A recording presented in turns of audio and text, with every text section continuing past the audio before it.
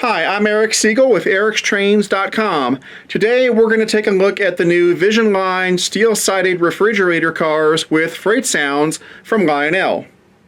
Alright, so here we have the long-awaited second coming of Lionel's Vision Line freight cars. Now, of course, the first time they did these was back around 2009 or 2010, I think. And at the time, they did some modern ethanol tank cars instead of the reefer cars that you see here, but they were absolutely fantastic. I like them so much that I have never taken them off the layout. I've got lots of rolling stock in my fleet, and I routinely switch things out to keep things fresh. But those Vision Line tank cars have always been on the main train ever since I bought them because they add so much to the soundscape of the train. Now, when the ethanol tank cars first came out, I don't think people really understood what they were all about. Sort of like the Vision Line GE Evolution Hybrid when it first came out. People just didn't get it, and they didn't understand how cool it was. And it was the same way with the ethanol tank cars, and so not a lot of people bought them, and I don't think Lionel made a ton of them. And so as a result, they've become fairly hard to find. Every now and then you'll see one pop up on eBay, but other than that, they're pretty hard to find. So if you missed the bandwagon the first time, here's your chance to get on board. Now, I think it's good that Lionel didn't simply reissue the ethanol tank cars or do more tank cars. I think it was very smart to do these reefers instead because these appeal to a different crowd. These are very steam engine friendly, whereas the ethanol tank cars were diesel friendly. You could only run those behind a modern freight train like the GE Evolution Hybrid or something like that. So if you have a steam era layout and you didn't have a place for the ethanol tank cars, now you can have a place for these reefer cars because they'll fit right into a steam layout or even a layout modeling early diesel. So the sounds you're going to hear from this set are comparable to the ethanol tank car sounds, except they have changed the sounds and updated them to be appropriate to reefer cars rather than tank cars, and boy, does it sound great. Now, the only negative thing about this set is that with the ethanol tank car set, 2 of the 3 cars had sound effects, so you could put one in the middle of your train and one at the end for a full effect. With this new set, only 1 car has sounds, and it's a downer, but hey, that's the way they did it, and there's nothing you can do about it. But even though there's 1 car, it still sounds fantastic, and you're going to hear it in just a minute. So anyway, what I'm going to do is take just a minute to show you some of the detailing on these cars, and then after that we'll jump right in and start listening to some of the sound effects because it's going to take a while. There are a couple different modes that the sound car can operate in. Some of the sounds are automated and some can be activated from the legacy remote. And then we'll have to put these cars behind an engine because some of the sounds can only be heard if the car is moving. Now, I'm going to put these cars behind the Vision Line Big Boy today because in the catalog, these cars were shown on the same page as the Vision Line Big Boy. So I think Lionel kind of intended for these cars to be run with the Big Boy. So that's what we're going to do. So I've got a lot to show you. Let's go ahead and get started.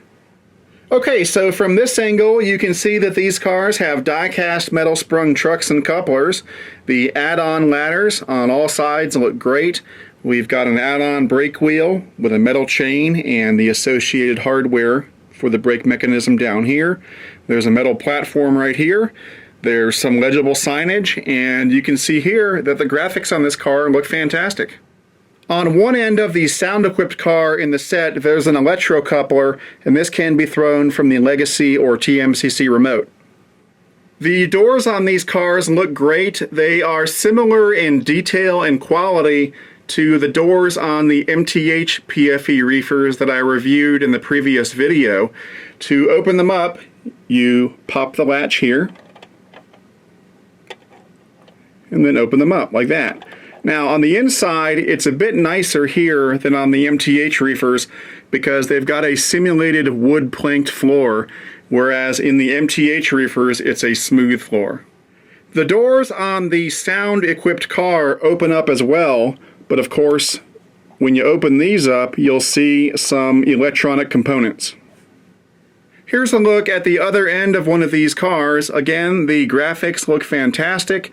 We've got some separately applied metal grab irons here, and we've also got these nice steps down here. You'll find these on all four corners of the cars, and also you'll find some nice steps under the doors. There are 4 ice hatches on the top of each car, and as you can see, the hatches are very nicely done. To open them up, you lift up this piece and then open the hatch. And then this piece right here is a little stand so that you can prop it open like that. Now, on the sound car, which is the car I'm handling right now, underneath one of these hatches is the master volume control for the car. This is what the underside of one of these cars looks like. The detailing is pretty good down here. They did a very nice job. Now, this is the sound car, and so as a result, it's got pickup rollers on the trucks for power, and then it's also got a few other items down here as well. Right here, they've got a sensor on this axle that determines how fast or slow the car is moving and then plays the appropriate sound effects. Pretty cool. We've also got a couple switches down here. There's the run program switch, which is used to add the car to your TMCC or legacy remote. And then we've got this switch, which is labeled min and max. And this is used to toggle between the minimum sound set and the maximum sound set. I'll talk more about this switch later on. The speaker for the sound system is right here, and they've drilled some holes in the plastic to let the sound get out. Alright, so now I'm going to power up the track and we're going to start playing with the sounds on this car. I've set the other 2 non-sound cars aside for the moment, but when we run this car with an engine in a few minutes, we'll bring those cars back. Alright, I've got power to the track, and even before adding the car to the legacy remote, if you just push the car a little bit, you'll get some sounds. Pretty cool. And if I was to add this car to a train right now, it would make sounds as it ran along the track. But that's not all this car can do, so to take full advantage of it, let's go ahead and add it to my legacy remote. Alright, so I'm going to add the car to my legacy remote. I'm going to add it to slot 7. You can add it to whatever slot you want. So the first step is to put the car into program mode. And then I'll set it back on the track. And now on the legacy remote, I will hit Engine 7 and then the set key. And that sound means it's been programmed into the remote. So now I will put it back in run mode.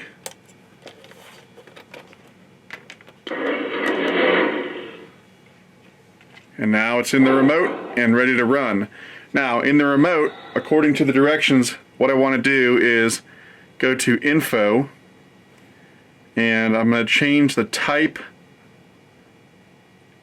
to Freight. So I'm going to scroll down, there's Freight. So let's scroll over, Freight. And now what that does is it gives me all the freight sounds options on the keypad. Pretty cool. The last thing I'm going to do in terms of setting up the car in the remote is to give it a name.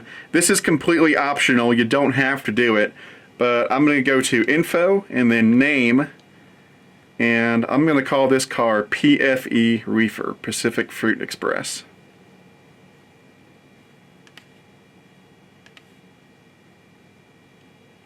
Let's go to the space.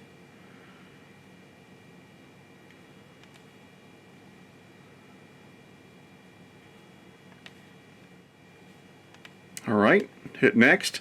Now it wants me to give it a number. The number on the car is 5888. That seems like a good number to give it. You can give it any number you want. The number and the name are completely arbitrary. Now hit set.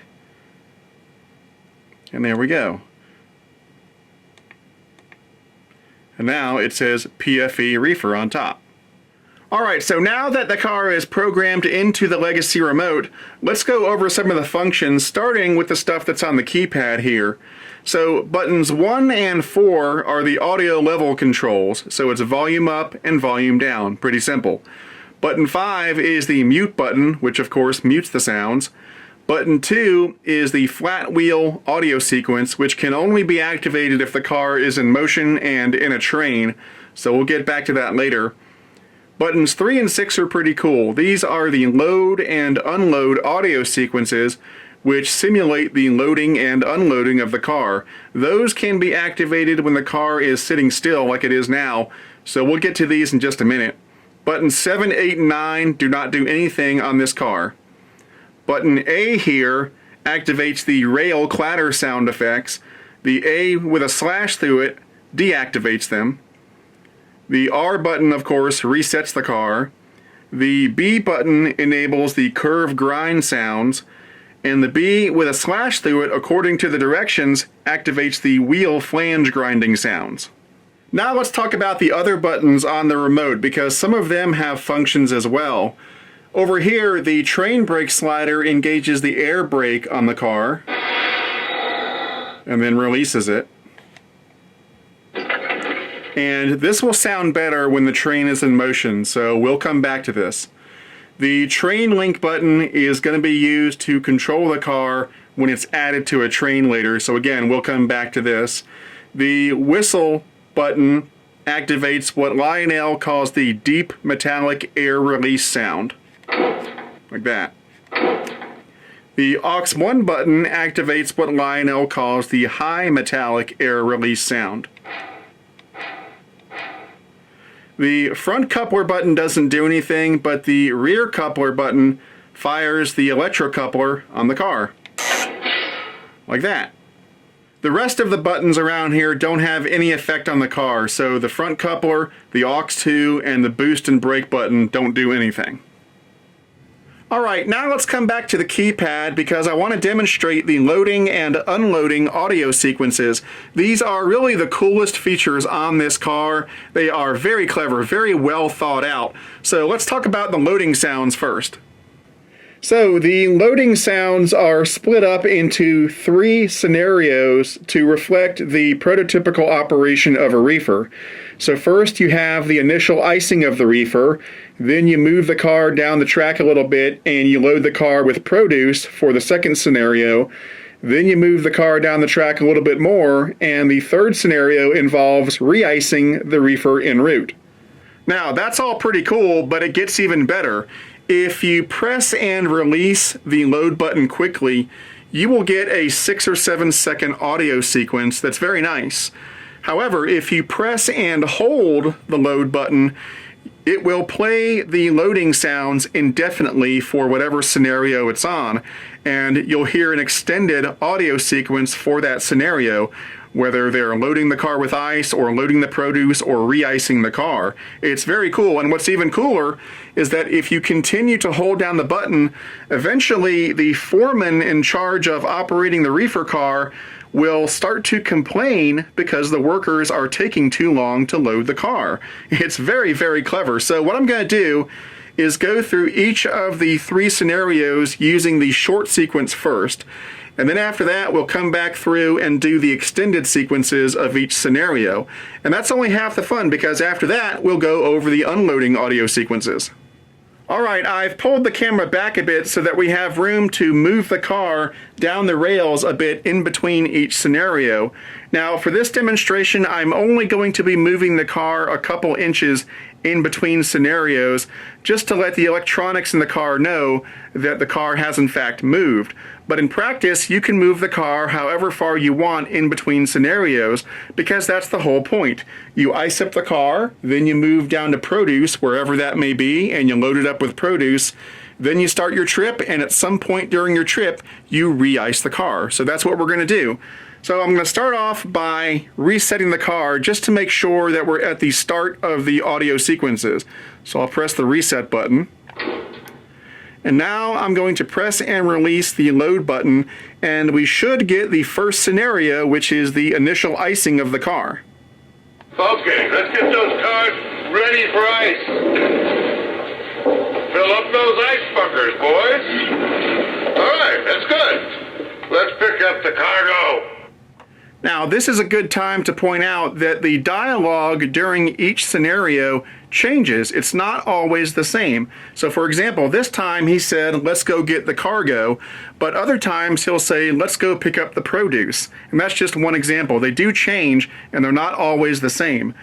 But now he said, let's go get the cargo, so let's move it a little bit on down. And now we should be ready to pick up the produce, so I'll press the load button again. Let's load those perishables. Watch those boxes. Keep them straight. Okay, guys. Close it up. This load is heading east. As another example of the varying dialogue with each scenario, sometimes when they're loading the produce, they'll actually spill a crate of oranges, and it's pretty funny when that happens because the foreman gets upset about it. Anyway, let's start our journey, and now down the road, we'll stop and re-ice the car. So I'm going to press the load button again, and this should be the re-icing sequence. Fill up those ice bunkers, boys. Yep. Any bad order cards? No. Okay, close it up. Let's go. All right, now I'm going to show you the extended audio sequences. So I've rolled the car back to the start, and I'm going to reset it so that we're at the start of the audio sequences. And now I'm going to press and hold the load button, and you will hear the initial icing sequence drag on, and eventually the foreman's going to get upset about it. So let's give it a listen. Fill up those ice bunkers, boys. Watch your feet, that ice is heavy. Keep it moving, man. Fill up those ice bunkers, boys. Keep that ice coming. Come on.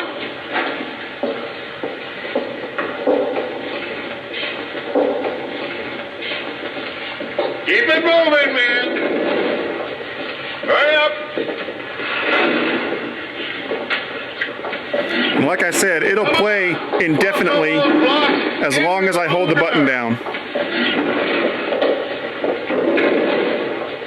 Come on.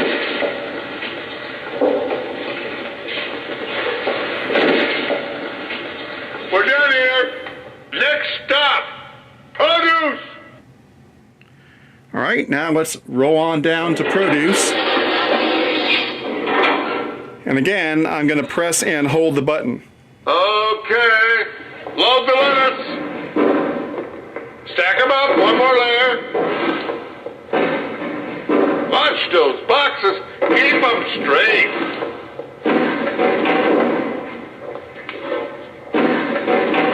Stack them up. One more layer. Hurry up.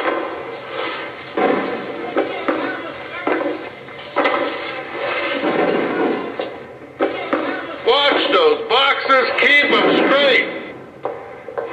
Get some crushed ice on those hatches. Okay, guys, let's move. Keep it moving, man. Let's finish it up. Stack them up. One more layer.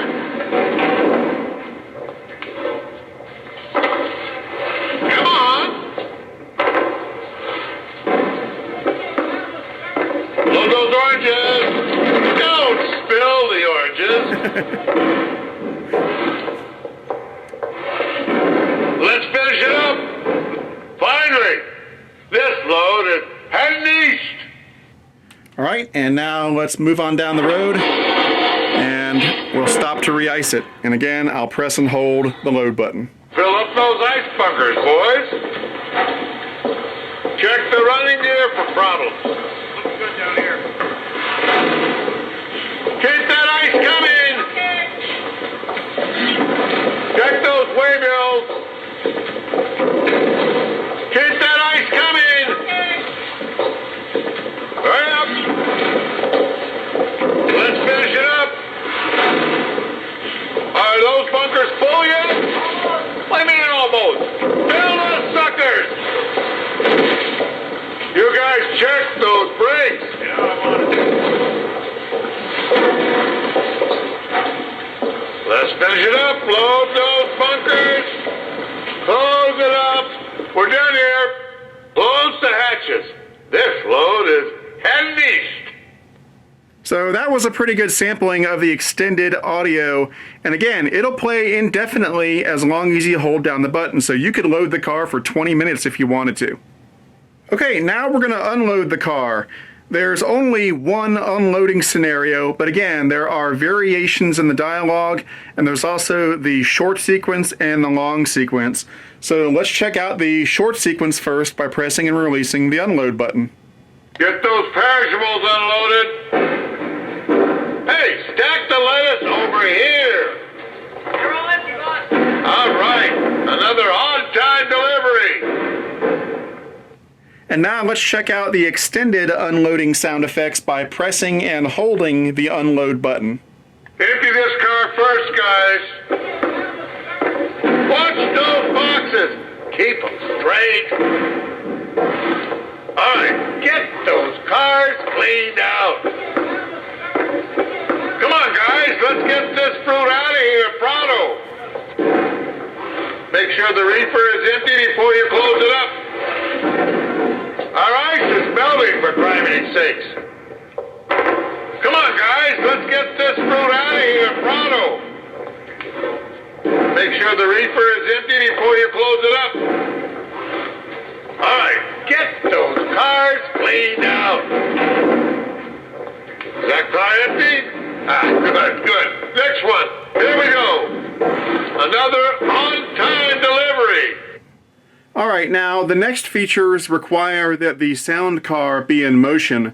And so with that in mind, I've hooked up the Vision Line reefers behind the Vision Line Big Boy, along with some MTH reefers and a caboose just to fill things out. And by the way, pay no attention to that brightly colored pastel girls train set up on top. I'll do a review on that at a later date. So we could just stick the sound car into a train with all of the other cars and run it around the layout, and you would get some nice sounds from it, but the best way to do it is to actually add the sound car into the train itself. And so that's what we're going to do right now via the Legacy Remote. So on the Legacy Remote, I'm going to press the train button, and I'm going to create this in train slot 4, and then I'll hit Info, Build, and now I can start adding items to the train. So first we'll do the Big Boy, which is in slot 92. Yep. Then hit Add. Now I'll add the 2 auxiliary tenders behind the Big Boy. So we've got 83 and 73.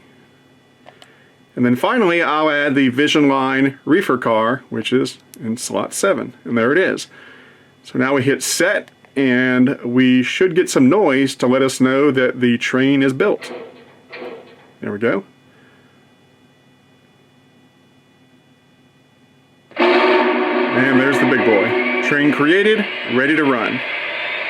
I'm going to do one more thing which is completely optional, and that is to name the train. So I'll hit Info and then Name, and you can name it anything you want. I'm just going to call it Big Boy.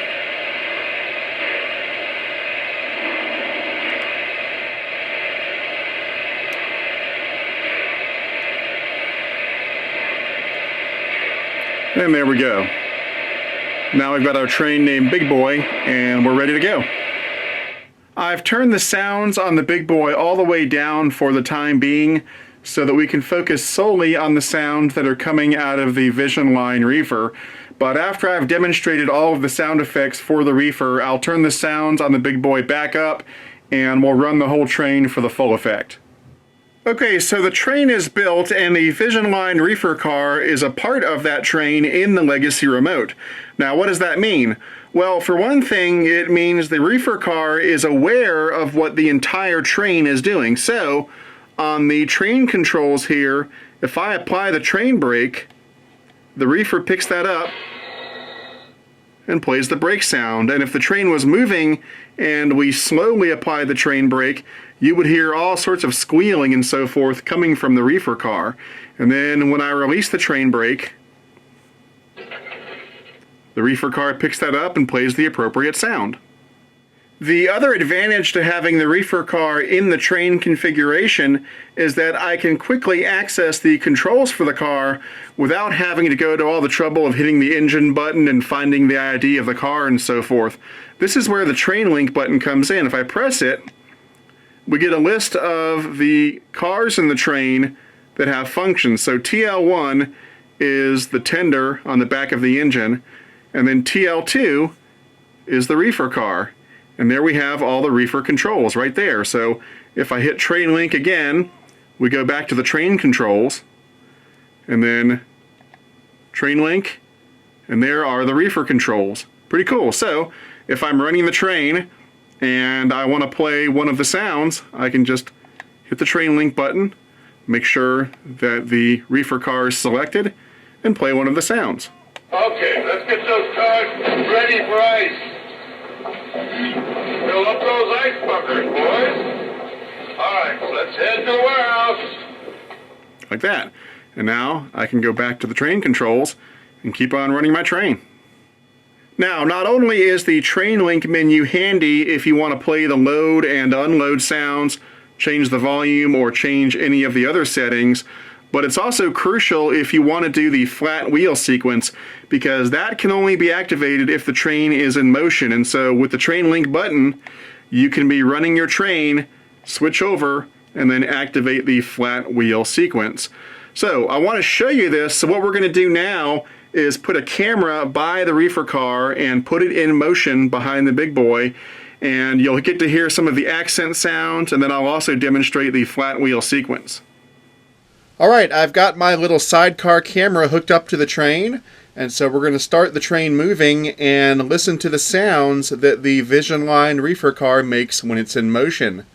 Now, I've got the volume on the engine turned down, and I've got the sound on the reefer car turned all the way up, so it may seem a bit overwhelming, but keep in mind you're hearing it by itself. When you hear it with the engine and everything else in a little bit, it'll blend in and sound much more natural.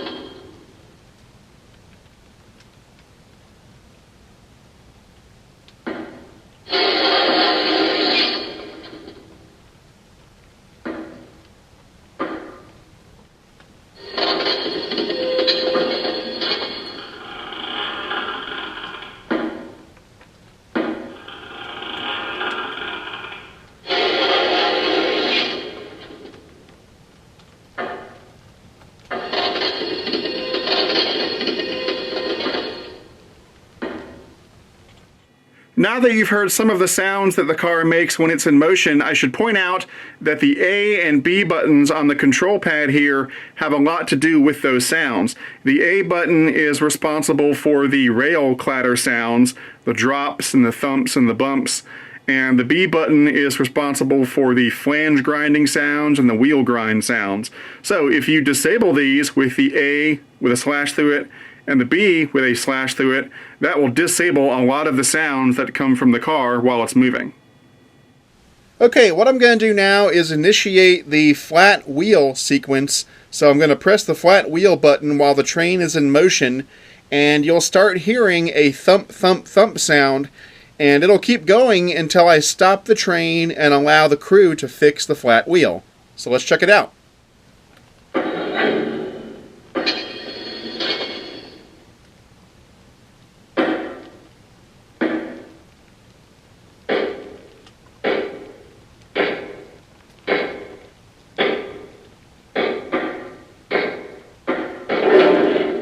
Uh-oh, there's a flat wheel. We better stop the train and fix it.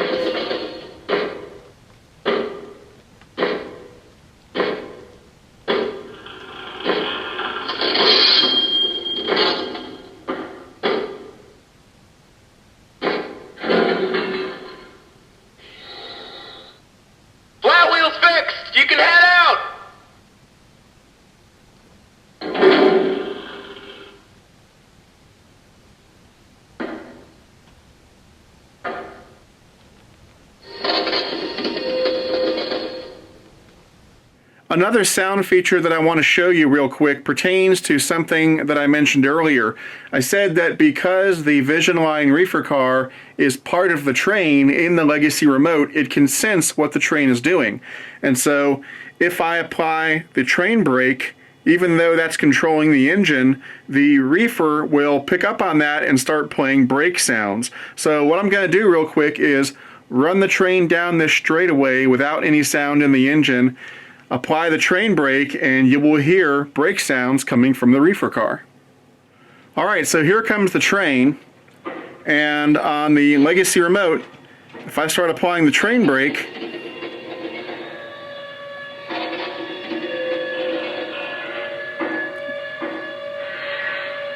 all that sound is coming from the reefer car.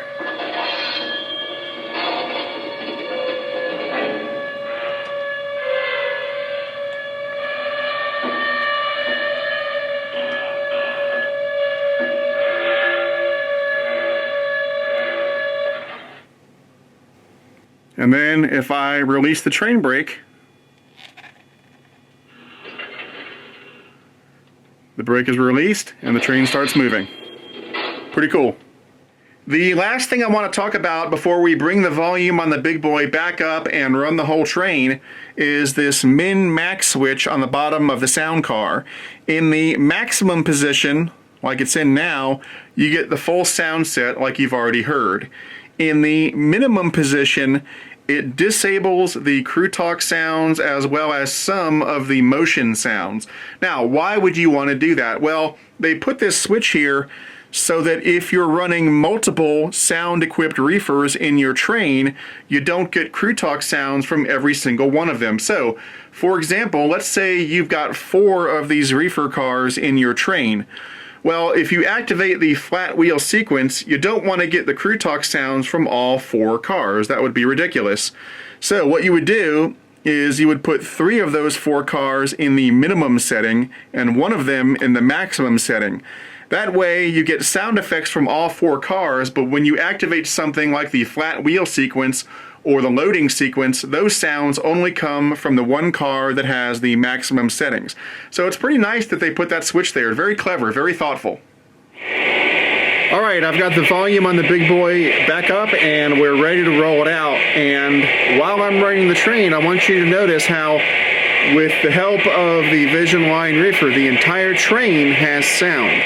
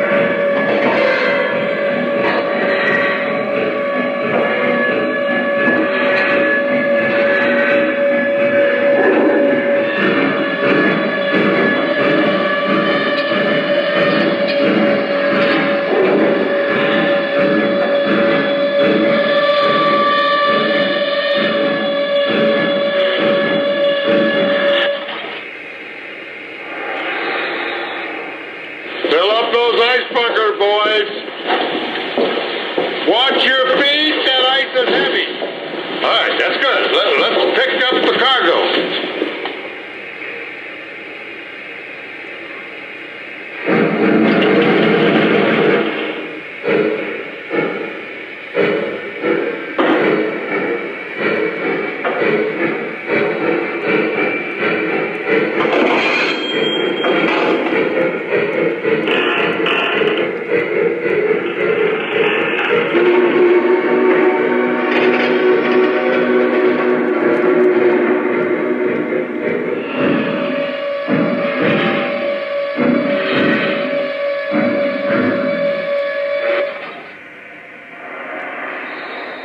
Okay, guys, let's load those perishables. You got those waybills ready? Okay, guys, close it up. This load is heading east.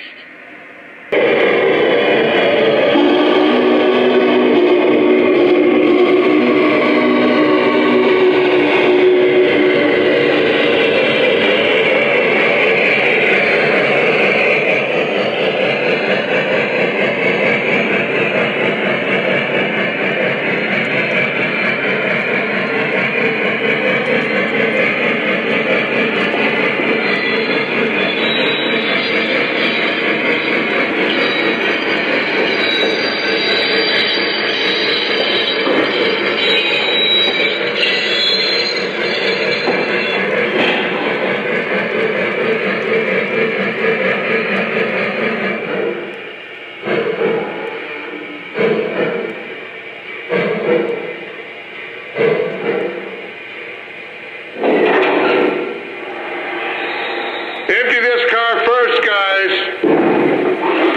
Hey, stack the lettuce over here.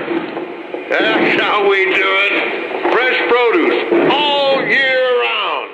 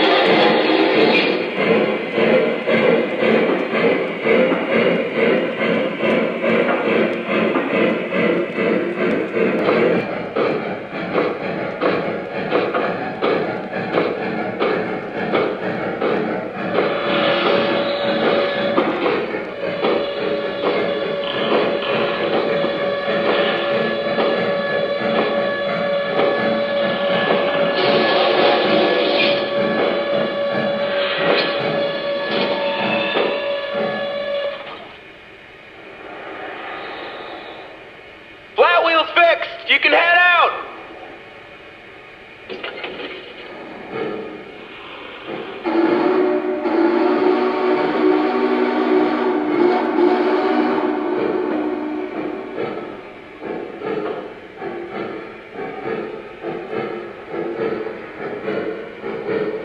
Alright, that about does it for this review. I hope you enjoyed it, and I hope I was able to convey to you just how cool these cars can be, because I know there are some skeptics out there thinking, why would I spend a bunch of money on this set? It's just a sound car. I don't get it. Well, it's not just a sound car. It helps to complete the audio-visual painting that is your train, because as we all know, when you're running a very long train on your layout, once the engine or engines go by, after that, you've basically got silence. Yeah, there's a little bit of noise coming from the wheels and so forth, but it's relatively quiet, and as we all know, on a real train, even at the very end, it's anything but quiet. There's all sorts of noise going on, and so that's where these sound cars come into play. They fill in that audio gap in the middle or at the end of your train, and like I said, they complete the audio-visual picture that you're trying to paint. And people really notice.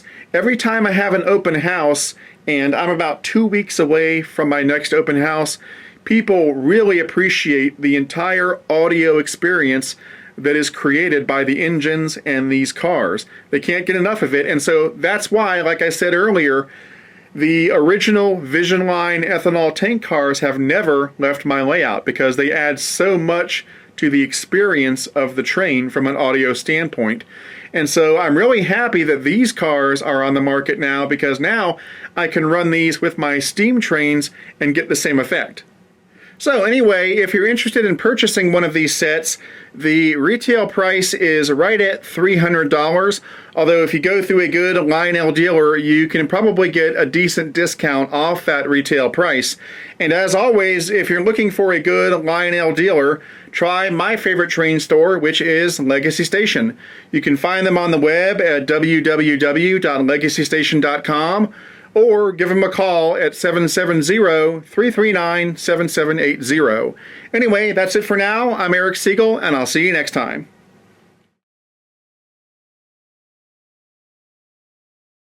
To discuss this model or any other O-Gauge trains and to meet other O-Gauge modelers, check out the O-Gauge Railroading Magazine online forum at ogrforum.ogaugerr.com.